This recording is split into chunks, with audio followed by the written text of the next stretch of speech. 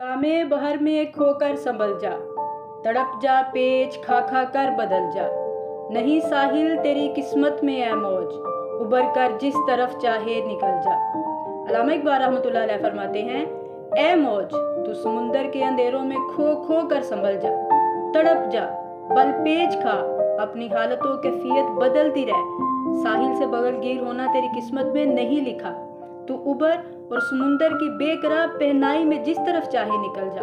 मौज इस्तारा है दिलेरों और जवां मर्दों का, जिंदगी में कितनी ही मुश्किलात का सामना करना पड़े, जवां मर्दों का काम है कि इन मुश्किलात में भी अपना रास्ता खुद पैदा करें, खा इन्हें कितनी ही जिद्दोजहद करनी पड़े। फरमाते हैं, ए मुसलमान दुनिया की मुश्किलात से बिल्कुल भी खौफजदा ना हो, अगर नाकामी हो तो हिम्मत मत हार, मुसलसल जिद्दोजहद कर।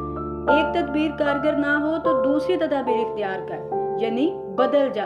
याद रख कि तेरी तकदीर में सुकून नहीं है, क्योंकि सुकून मौत का दूसरा नाम है। तो दुनिया में ऐशो आराम की जिंदगी इख्तियार करके कामयाबी हासिल नहीं कर सकता। जब तक तू जिंदा है सही पहम ही तेरी तकदीर है। साहिल की आरजू मत कर, इसकी बजाय दुनिया की कश्मकश में हिस्सा ले।